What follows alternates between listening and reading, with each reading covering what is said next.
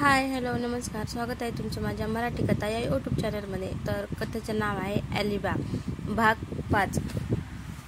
दुसऱ्या दिवशी पाणिनी पटवर्धन ऑफिसात आला तेव्हा सौम्या सोहोनी दारात त्यांची वाट बघत होती। माझ्यासाठी काही विशेष वाढून ठेवलंय का पुढे? पाणिनीने तिचा आविर्भाव बघून संशयाने विचारले। मिसेस टेंबे आणि गेयता बाबरस सौम्या। त्यांच्या बरोबरची भेटीची वेळ दुपारी 2ची होती ना? पण पाणिनी, मला माहित आहे ते, पण त्या दोघी काहीतरी ठरवूनच आल्या आहेत मनाशी। त्या म्हणतायत की काही झालं तरी त्यांना भेटायचं आहे तुम्हाला। तुम्ही मला आज जेवायला नेणार होता बाहेर, त्यामुळे मी त्यांना कटवायचा प्रयत्न केला, पण त्या हलायला तयार नाहीत। सारखी नख कुरतडत आणि पुटपुटत बसलेत। ती मुलगी कशी आहे दिसायला? पाणिनी, सुंदर म्हणता येईल अशी नाहीये, पण व्यक्तिमत्व अधिक छान दिसू शकेल असे आहे। केस गडद आहेत, डोळे काळेभोर, कपडे उठावदार आहेत, बोलताना हाताचा वापर खूप करते, जीवन मस्त जगणारी वाटते। मी भेटून घेतो त्यांना आता आणि काय म्हणतायत बघून विषय संपवतो। बरंच काही घडलंय सौम्या। दुसरीकडे काय नेमकं? अजित टोपे बंदुकीच्या गोळीने मारला गेलाय बहुतेक। 38 व्यासाच्या गोळीने, पण आत्महत्या नाही, कारण त्यांच्या अंगावर किंवा कपड्यावर गोळीची पावडर उडालेली नाही आणि पोलिसांना बंदूक पण मिळालेली नाही। त्यांच्या मागच्या खिशात 32 प्रकारचे रिव्हॉल्वर होते, पण त्याने हा खून झालेला नाही। एवढंच नाही तर पोलिसांना टोपेचे बूट पण मिळालेले नाहीत। अजून एक म्हणजे त्यांच्या तोंडावर लिपस्टिक लागलेली होती। पाणिनी, कधी सापडले हे? सौम्या, आम्ही तेथे गेलेलो असतानाच। थोडक्यात आम्हालाच ते प्रेत प्रथम दिसले। पाणिनी, तिथे काय सापडेल याचा कनक ओजसला अंदाज असावा असे तुम्हाला वाटतं का? नाही, कनकला नाही, त्याला तर चक्करच यायची बाकी होती। त्याला हे आवडलेले दिसले नाही, तो भीतो असल्या गोष्टीला। त्याला वाटते की असे काही केलं तर त्याचा परवाना रद्द होईल। पोलिसांचे म्हणणे आहे, मला नेहमी अशी प्रेतच सापडतात। पाणिनी, त्यात तथ्य आहेच, तुम्ही नेहमी बऱ्याच गोष्टी अंगावर ओढून घेता। सौम्या, करावंच लागतं मला ते। मला तिथे मिसेस टोपे भेटली, रेणापूरला जाऊन मैत्रिणीकडे राहून थेट तिथेच आली होती। पाणिनी, कशी आहे ती? अप्रतिम, एखाद्या सैनिकासारखी। पोलिसांना न घाबरता तिने बिनधास्त सांगितले की ती तिच्या नवऱ्यावर प्रेम करत नव्हती, त्याने तिला त्रास देण्यासाठी जास्तीत जास्त प्रयत्न केले। ती त्याला घटस्फोट देऊ इच्छित होती, पण तो तयार नव्हता। त्याचा तिच्यावर काहीतरी वचक होता, ज्यामुळे ती त्याच्या ताब्यात होती। पाणिनी, एवढे सगळे सांगितल्यावर पोलिसांना तिच्यावर संशय नाही का आला? आलाच की। ती सांगते त्याप्रमाणे खरंच रेणापूरला होती का याची खात्री करण्यासाठी त्यांनी तिकडे फोन केला होता। मी तिथे असतानाच सकृतदर्शनी तिच्या म्हणण्यात तथ्य आहे असे त्यांना आढळले। तरी पण नेहमीप्रमाणे क्लिष्ट विचार येतात आहेतच मनात। पाणिनी, कसले विचार? हेच की त्या नोटेचा एक तुकडा तिच्याकडे असावा। ठीक आहे सौम्या, त्या दोघींना आत घेऊन ये। टोपेच्या खुनांच्या बातमीवर त्यांची काय प्रतिक्रिया मिळते बघूया। पाणिनी, आता टोपे गेलाय तर त्या गेयताचे वकीलपत्र घेण्याची गरजच उरणार नाही, बरोबर आहे ना? सौम्याने विचारले। बहुतेक नाही गरज। मी परिस्थितीवर लक्ष ठेवून राहीन, पण कोर्ट दुसरा ट्रस्टी नेमेल। मिसेस टेंबेला नेमेल का कोर्ट? सौम्या, नाही, बहुधा एखाद्या कंपनीची नेमणूक ट्रस्टी म्हणून केली जाईल, कारण त्या ट्रस्टच्या हिशोब पुस्तकाचे मोठेच काम करून घ्यावे लागणार आहे। पाणिनी, पाठवू का त्यांना आत? सौम्या, पाणिनीने मानेने होकार दिला। त्या दोघी आत आल्या। पाणिनीने गेयताकडे लक्षपूर्वक पाहिलं। सर्वांनी एकमेकांची ओळख करून घेतल्यावर पाणिनीने थेट विषयालाच हात घातला। अजित टोपे गेलाय। त्याच्या बायकोच्या बंगल्यात त्याचे प्रेत त्यांच्या कॉटवर पसरलेले आढळले। आम्ही पोलिसांना खबर दिली, त्यांच्या शरीराच्या डाव्या भागात गोळी शिरली. पोलिसांना बंदूक पण मिळालेली नाही. त्यांच्या मागच्या खिशात 32 प्रकारचे रिव्हॉल्वर होते, पण त्याने हा खून झालेला नाही. एवढंच नाही तर पोलिसांना टोपेचे बूट पण मिळालेले नाहीत. अजून एक म्हणजे त्यांच्या तोंडावर लिपस्टिक लागलेली होती. पाणीनी गेताच्या तोंडातच आश्चर्याचा उद्गार अडकला. तुम्हाला खात्री आहे की तो टोपे होता? मिसेस टेम्बेने भीतीने डोळे वटाळून पाणीनीला विचारले. हो, तोच होता. त्याच्या बायकोने त्याला ओळखले. पाणीनी तिच्यात घरात शव सापडलं का? तिच्याच घरात शव सापडलं का? आणि ती कुठे होती? मिसेस टेम्बेने विचारले. ती रेणापूरला होती. शव सापडले तेव्हाच ती तिथे पोहोचली होती. काही बाबतीत जरी माझ्या त्यांच्यावर फारसा विश्वास नसला तरी मला तो आवडत असे. पुढील काळात चांगली फळे मिळतील या आशेवर मुक्तपणे खर्च करणारे जे लोक असतात ना, त्या प्रकारात मोडणारा तो होता, गीता म्हणाली. तो एक नंबरचा कपटी माणूस होता. त्याचा सगळा इतिहासच तेच दाखवतो. मिसेस टेम्बे, वैयक्तिक माझ्याशी तो फारच प्रेमाने वागायचा. आपले अश्रू आवरत गीता म्हणाली. असणारच तो दयाळू तुझ्या बाबतीत. तुझ्याच पैशाचा तो उपहार करत होता ना. तुला दूर कशाला लोटेल तो? तू त्याच्या दृष्टीने सोन्याचे अंडे देणारी कोंबडी होतीस. मिसेस टेम्बे गीताला म्हणाली. गीता म्हणाली. हिशोब नसतील जुळत, पण त्याची वृत्ती वाईट नव्हती. काही गुंतवणूक चुकीची झाली असेल त्यांच्या हातून, म्हणून ती परत आणण्यासाठी काही पैसा लावला असेल. पण मला नाही वाटत त्याने हेतुपूर्वक उपहार केला असेल हा. पण तुझ्याशी त्याची वागायची जी पद्धत होती ती मलाही पटत नसे. त्याचा मला सुद्धा राग यायचा. गीता, कधी गेला तो?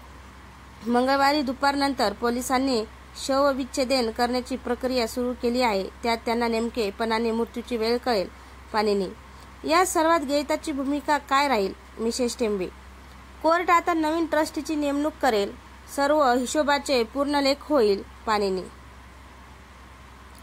मी आता थेट व्यावसायिक प्रश्न विचारते. मिसेस टेम्बे म्हणाली. याचा अर्थ असा आहे की मला आता तुमच्या सेवेची गरज नाही, बरोबर आहे? पाणीनी पण मला हे समजत नाही की असे का? गीता, कारण आता पटवर्धनना करण्यासारखे असे काहीच उरले नाहीये. तर मग त्यासाठी त्यांना फी तरी कशाला द्यायची? बरोबर आहे. पाणीनीने हे मान्य केले. पण खरंच तुम्ही काही करू शकणार आहात? म्हणजे माझ्या हिताचे संरक्षण करण्याचे दृष्टीने वगैरे? गीता, मी सर्वसाधारण स्थितीवर लक्ष ठेवून राहीन. काही वाटले तर मदत करीन. कोर्ट एखाद्या कंपनीला ट्रस्टी म्हणून नेमेल. पाणीनी मी नाही का ट्रस्टी म्हणून नेमली जाऊ शकत? कदाचित नेमल्या जाल, पण त्या हिशोब पुस्तकाचा गोंधळ असल्याने ज्यांच्याकडे चांगला ऑडिट करणारा कुशल सेवक वर्ग असतो अशा कंपनीला नेमले जायची शक्यता जास्त असते. मी काहीही मेहनतांना न घेता काम करायला तयार आहे. मिसेस टेम्बे, मला वाटतं आपण काही दिवस वाट पाहावी. कोर्ट कदाचित गीता बाब्रसला संधी देतील ट्रस्टी नेमायची. पाणीनी तसे झाले तर मी मिसेस टेम्बेंनाच नेमीन, ती म्हणाली. पाणीनी पटवर्धनच्या ऑफिसमधला फोन खणखरला. पाणीची सेक्रेटरी बोलत होती. इन्स्पेक्टर होळकर तुमच्याशी बोलू इच्छित आहे. तातडीने तो म्हणतोय तुम्ही त्याला लगेच भेटा. त्याच्याबरोबर एक माणूस आहे. मी आत्ता कोणाशी बोलतोय ते तू होळकरला सांगितलंस का? पाणीनी नाही, बिलकुल नाही. हे छान केलंस. त्याला सांग मी येतोय लगेच. पाणीनी नंतर त्या दोघींना उद्देशून म्हणाला. इन्स्पेक्टर होळकर बाहेर मला भेटायला आलाय. मला जावं लागतंय, पण फार वेळ नाही लागणार, असे म्हणून पाणीनीना त्यांचा निरोप घेतला. बाहेर आल्यावर इन्स्पेक्टर होळकर म्हणाला, चल बाहेर, जिथे आपल्याला सावकाश बोलता येईल अशा जागी जाऊया. माझ्या ऑफिसमधली लायब्ररीची खोली रिकामी आहे, आपण तिथेच बसून बोलू. त्या खोलीचे दार उघडत पाणिनी म्हणाला. त्याच्या बरोबरच्या माणसाला उद्देशून होळकर म्हणाला, चल आत मंदार. पटवर्धन हा मंदार म्हणजे टोपेचा सेक्रेटरी आहे. तू त्या गीता मुलीचं वकीलपत्र घेतलंयस? पाणिनी जरा घुटमळला. एका विषयावर. दुसरे असशील कोण आहे? Mrs Tembe. Mrs A Tembe. पण ती असशील आहेत असे नाही म्हणता येणार. तुझा उद्देश काय आहे हे विचारण्यामागे? पाणिनी. मंदार म्हणाला, तू काल टोपेला फोन केला होतास भेट ठरवण्याबद्दल? हो, मी तुला सांगितलं होतं ना की मी टोपेशी फोनवर बोललो म्हणून. ती भेट गीता बाबराच्या संबंधित बोलण्यासाठी होती. एका अर्थी होती. पाणिनी. मला आता गीता बाबरस कुठे सापडेल? मला आता गीता बाबरस कुठे सापडेल या प्रश्नाचे उत्तर देणे अवघड आहे. मला फारसं सहकार्य मिळत नाहीये. पटवर्धन. जरा जमिनीवर येऊन मला स्पष्ट सांगशील की तुला नेमकं काय हवंय तर मी तुला मदत करू शकेन. पाणिनी. मी फक्त सगळ्यांचे हेतू तपासून बघतोय. मिसेस टेंबे आणि गीता या दोघी जणी टोपेच्या दृष्टीने जरा त्रासदायक गोष्टी करत होत्या. त्यांनी त्याला सोमवार दुपारी भेटण्याचा प्रयत्न केला आणि त्याने नकार दिला. तरीही त्या त्यांच्या ऑफिस बाहेर तटकळत उभ्या होत्या. तो बाहेर येण्याची वाट बघत तो म्हणाला, एक वेळ बाबरसला भेटीन पण मिसेस टेंबेला नाही. ती कजाकबाई आहे. होळकर म्हणून तिने त्याला मारलं. पाणिनीने हसून विचारलं, वेड्यासारखं बोलू नकोस. मला काय हवंय तुला चांगलंच कळतंय. त्या दोघींना टोपेबद्दल काय काय माहिती होती ती मला हवंय. त्या दोघींना त्याच्यावर पैशाचा उपहार केल्याचा आरोप केला का ते मला हवंय. जेव्हा कोणी मारला जातो तेव्हा त्यांचे शत्रू आम्ही शोधतो. त्याला बाईने मारले असू शकते किंवा पुरुषानेही. ते लिपस्टिकचे डाग मात्र खुनीबाई असावी असे भासवतात. मला नाही वाटत की ती म्हातारी मिसेस टेंबे लिपस्टिक लावते. पाणिनी हसून म्हणाला. तेवढ्यात स्वागत कक्षाचे दार उघडून पाणिनीची स्वागतिका आत येऊन म्हणाली, तुम्हाला त्रास देते जरा पण एक जण फोनवर आहे. तो म्हणतोय मला होळकर बरोबर तातडीने बोलायचं आहे. त्याने फोन घेतला. काही वेळ त्यात हळूहळू बोलत होता. तेवढ्यात संधी साधून मंदार पाणिनीला म्हणाला, मला या सर्वांचा खूप धक्का बसलाय. खरंच वाटत नाही की तेवढ्यात इन्स्पेक्टर होळकर आपले बोलणे संपवून पाणीच्या कॅबिनमध्ये जायला लागला. तिथे जायचं नाहीस तू, पाणिनी त्याला म्हणाला. पण त्याच्याकडे लक्ष न देता तो आत घुसला. आत त्या दोन स्त्रिया बसल्या होत्या. त्याला पाहून त्यांना धक्काच बसला. इन्स्पेक्टर होळकर रागाने आत येत असलेल्या पाणिनीकडे वळून म्हणाला, माझ्याशी खेळी खेळतोस? या दोघी इथे असल्याची मला जरा टीप मिळाली नसती तर मी त्यांना शोधू शकलो नसतो. मी कोणत्या अशिलाला कधी बोलवायचे आणि कधी नाही हे तुला विचारून ठरवत नाही. माझी त्यांच्याबरोबर चर्चा चालू आहे पाणिनी, आणि मी त्यांना काही प्रश्न विचारल्याशिवाय ती चर्चा संपवणार नाही. समजलं ना? तुम्हा दोघींना टोपेचा त्रास होता, बरोबर ना?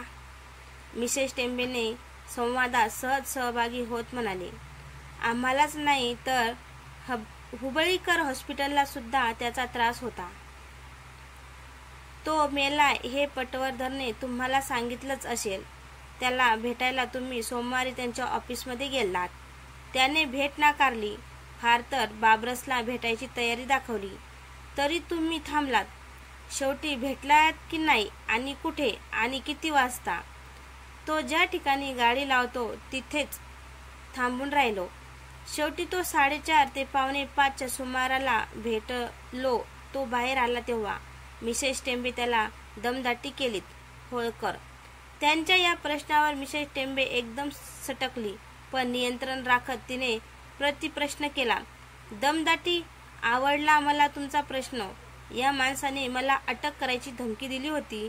मी गीताचे मन कुलुषित करते असा आरोप त्यांनीच केला. मी ट्रस्टचा मालक आहे. गेयताला किती द्यायचं, कधी द्यायचं हे सर्व मी ठरवीन आणि कोणी मध्ये पडलं तर एक छदाम देणार नाही तिला, असे त्याचे शब्द होते. ही धमकी नव्हती का? तुम्ही काय उत्तर दिले तिला? मी सांगितलं की ट्रस्टचा सगळा हिशोब चोख ठेवायला लागेल, अशी मी सक्ती करीन आणि गेयताला सर्व काही माहिती द्यायलाच लागेल. हेही मी सांगितलं की मी वकिलाचा सल्ला घेणारे तो वकील म्हणजे पाणिनी पटवर्धन असेल आणि तो तुला उद्या 11 वाजता फोन करेल. तो पटवर्धनचे नाव ऐकून बिचकला. जरा काहीतरी बडबडला सुद्धा, पण आम्हाला शब्द ऐकू आले नाहीत. मग तो गाडी घेऊन निघून गेला. गेयता, तुला काय आठवते? मिसेस टेंबे म्हणतायत तसंच घडलंय अगदी. तिने आपली नजर खाली वळवली.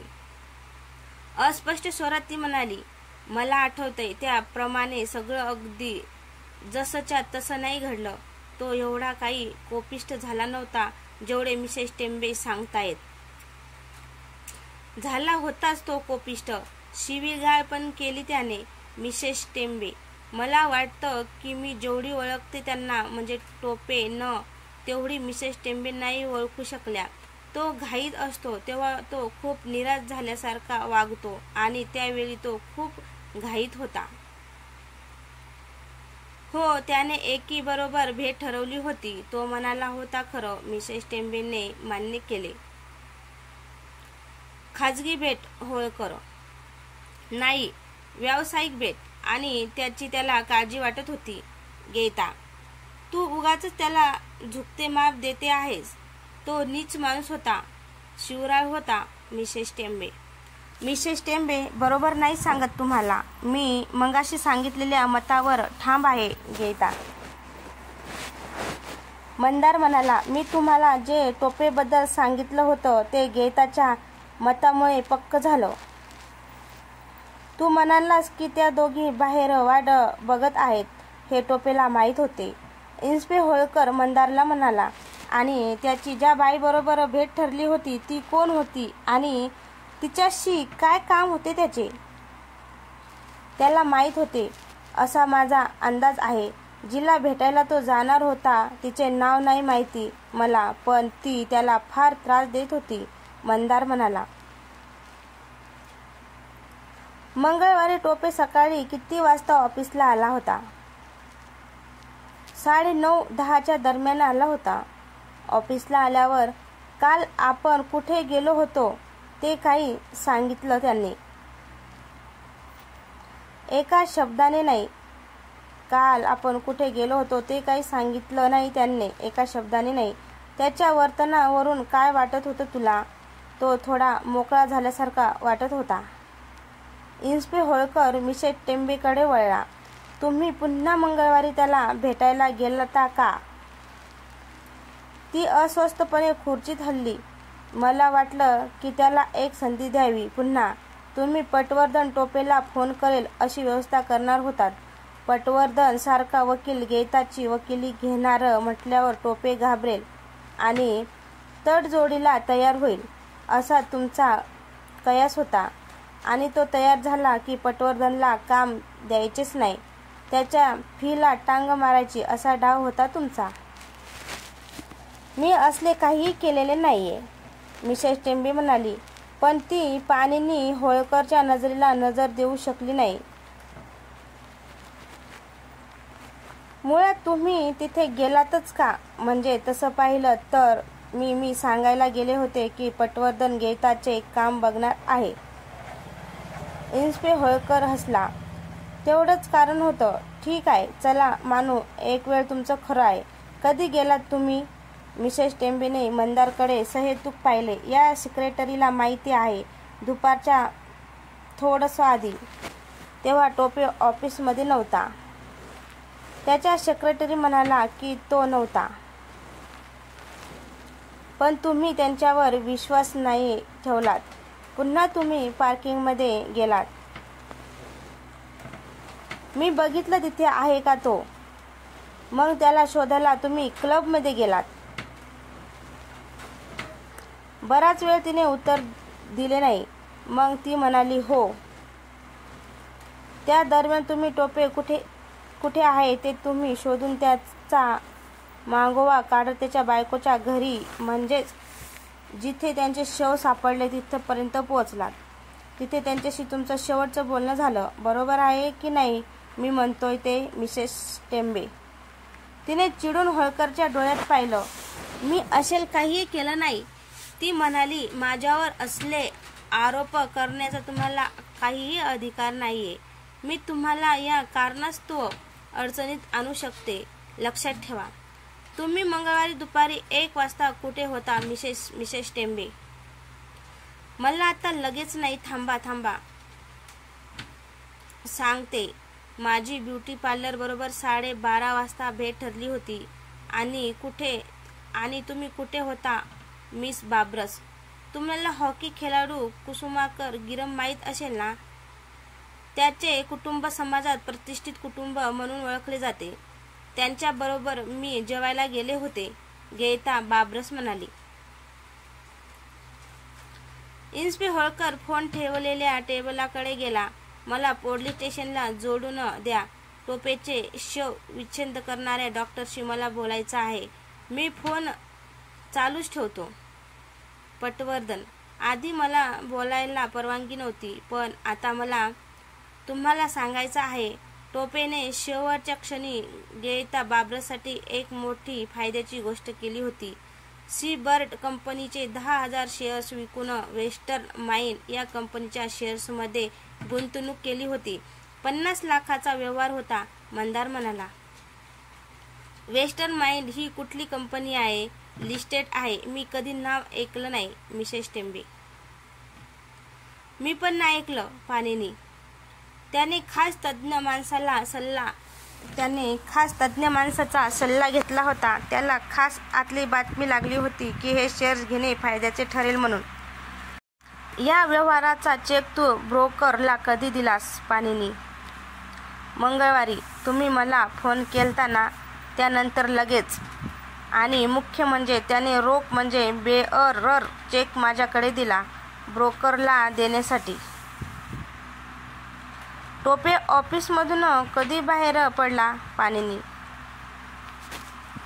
माझ्याबरोबरच. मी ब्रोकरकडे जायला निघालो तेव्हा आम्ही एकत्रच लिफ्टमधून खाली उतरलो.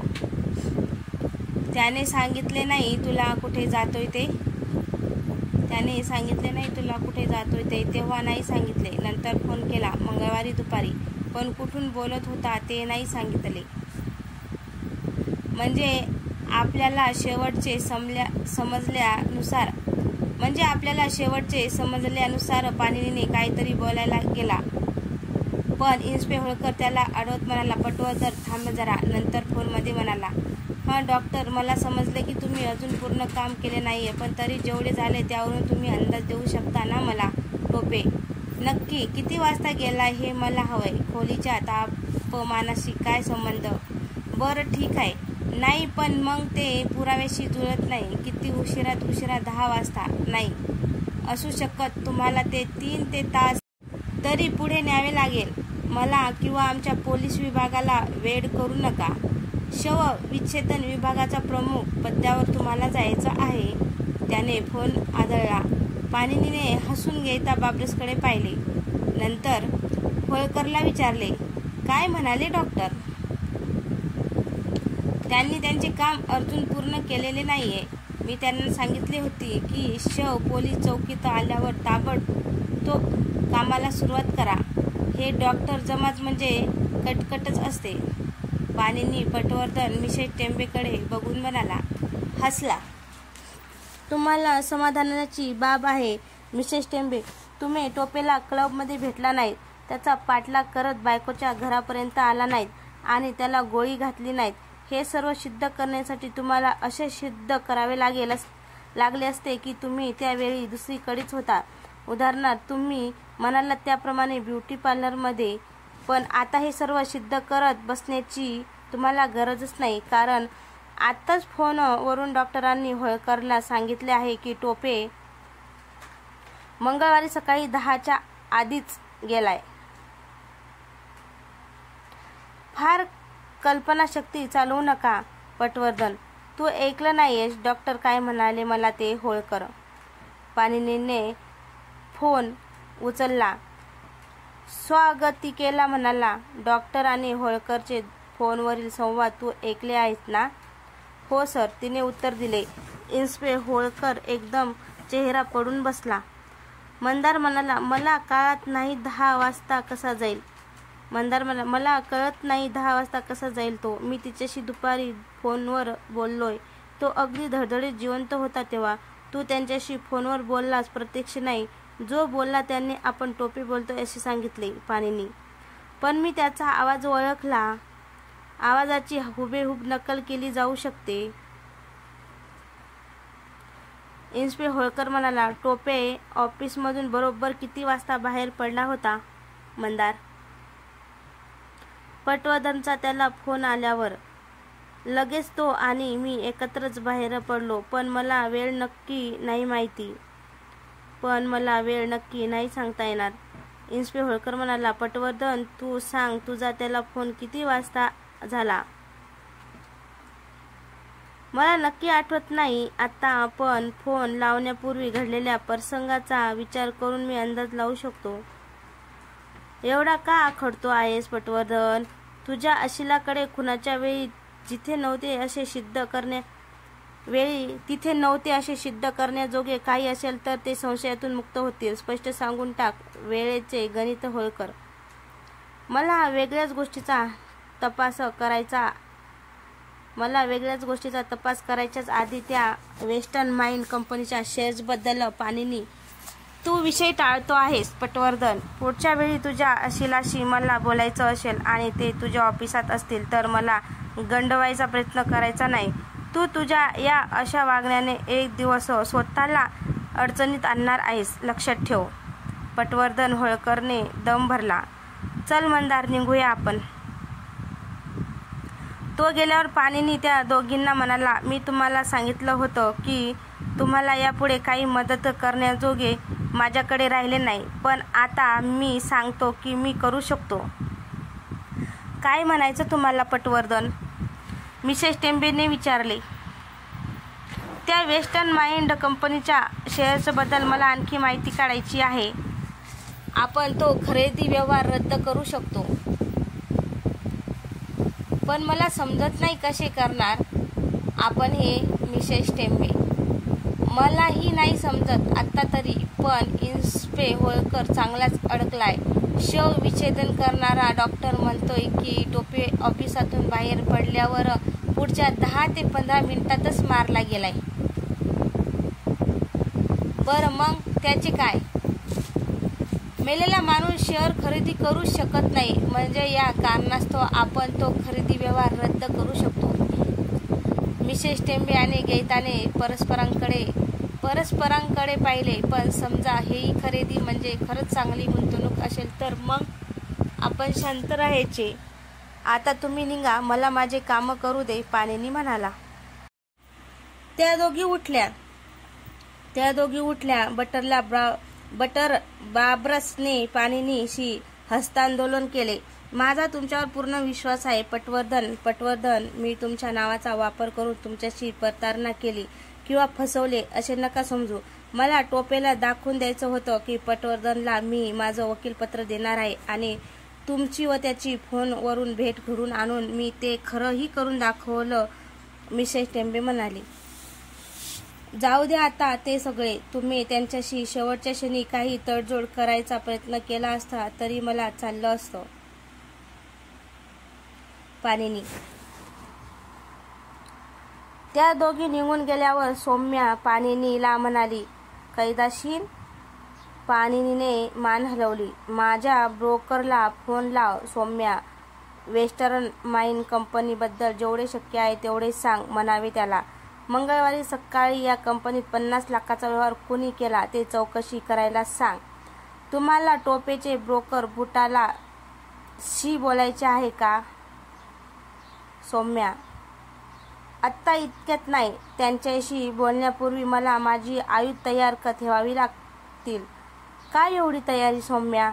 मला नाही सांगता येत, पण आतला आवाज सांगतोय मला या वेस्टर्न माइंडच्या व्यवहारात काहीतरी लफडे आहेत असं वाटतंय. टोपे सगळीकडून जखडला गेला असावा.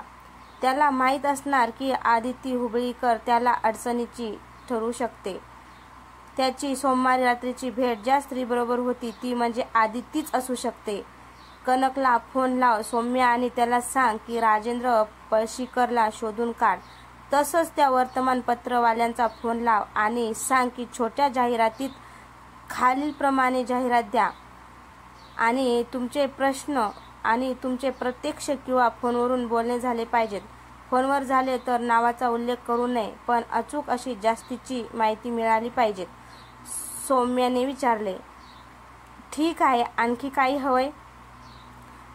त्या शेअर खरेदीच्या व्यवहारावर लक्ष द्यायचं आपल्याला. कनकला म्हणावे, खुनाच्या प्रकरणी जरा सगळीकडे नजर ठेवून राहा.